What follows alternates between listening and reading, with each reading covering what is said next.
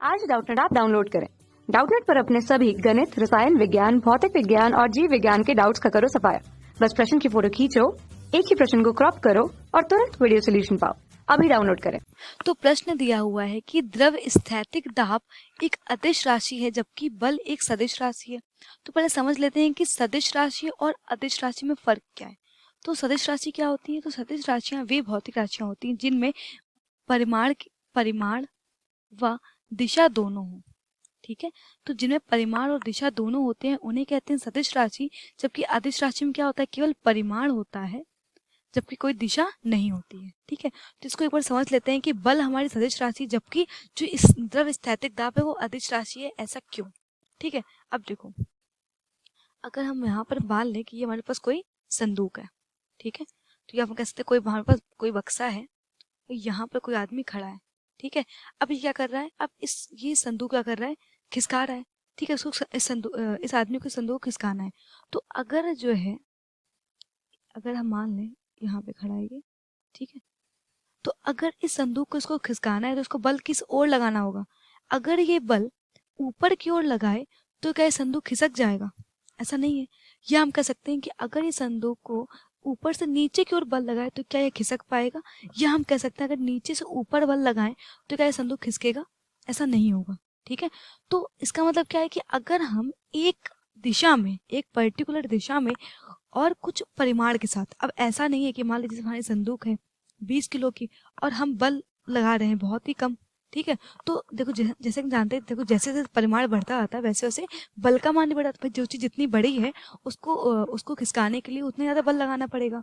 इसका मतलब क्या है कि परिमाण निर्भर करता है, या हम कह सकते हैं परिमाण निर्भर करता है हम जिस वस्तु पर बल लगा रहे हैं। ठीक है, तो इसका मतलब क्या है कि एक निश्चित दिशा में एक निश्चित परिमाण लगाना होगा, परिमाण के साथ बल लगाना होगा, तभी एक जो संदूक हमारी खिसक पाएगी। तो इसका मतलब ये है कि अगर ये व्यक्ति इस बंदूक को यहाँ पर बल लगाता है, ठीक है, तो क्या होगा? ये संदूक खिसक जाएगी। ठीक है, एक निश्चित दिशा में और एक निश्चित परिमाण में अगर बल लगता है तो क्या होगा? संदूक खिसक जाएगी। इसका मतलब क्या है कि बल एक सदिश राशि है।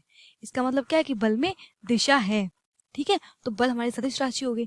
अब हम बात करेंगे द्रव स्थैतिक दाब की, कि हमारी द्रव स्थैतिक दाब एक अदिश राशि क्यों है। ठीक है, तो देखिए अगर हम यहाँ पर देखें तो यहाँ पर क्या है? ये एक बड़ा बर्तन है और ये यहाँ पर एक छोटा बर्तन है। ठीक है, लेकिन देखिए अगर इनके आकार क्या है? अलग अलग है, लेकिन जो ऊंचाई है द्रव की, तो द्रव की ऊंचाई क्या है? दोनों में बराबर, मतलब कि द्रव जो है समान ऊंचाई तक दोनों बर्तनों में भरा हुआ है। लेकिन अगर आप आयतन की बात करो तो इस बर्तन का आयतन कई गुना अधिक है इस बर्तन के आयतन से। ठीक है, तो अब देखो जैसे कि हम जानते हैं कि अगर हम किन्हीं दो असमान आयतन वाले बर्तनों को अगर एक साथ हम जोड़ दें, देखिए इसने हमने 3 से जोड़ा हुआ है। ठीक है, और ये ए और बी, इसको मान लेते हैं, ये हमारा ए बर्तन, ये बी बर्तन। तो ए और बी बर्तनों को अपने टी नली से जोड़ा हुआ, जबकि इनके आयतन क्या असमान है। और जब हम किन्हीं भी दो असमान आयतन वाले बर्तनों को जोड़ते हैं तो होता क्या है कि हमेशा जो द्रव है वो अधिक आयतन वाले बर्तन से हमेशा कम आयतन वाले बर्तन की ओर क्या करेगा? गति करने लगेगा। लेकिन अगर आप यहाँ पर देखोगे तो गति क्या है? शून्य, मतलब कि द्रव क्या है? स्थिर है। ठीक है, द्रव में कोई भी गति नहीं है। ये क्या है? यहाँ पर देखिए, यहाँ पर जो द्रव है, यहाँ पर जो द्रव है वो क्या है? बिल्कुल समान, एक समान अवस्था में, कोई भी गति नहीं हो रही द्रव की। तो ऐसा क्यों? क्योंकि अगर आप दाब देखो, तली में अगर आप दाब देखोगे तो जो दाब का मान है दोनों बर्तनों में क्या लगभग बराबर होगा, और हर एक बिंदु पर दाब क्या है? बराबर है। तो इसका मतलब क्या है? जब हर एक दिशा में दाब बराबर है तो हम ये कह सकते हैं कि यहाँ पर देखिए परिमाण तो है लेकिन दिशा क्या आपको समझ में आ रही है कि दाब किस दिशा में लग रहा है?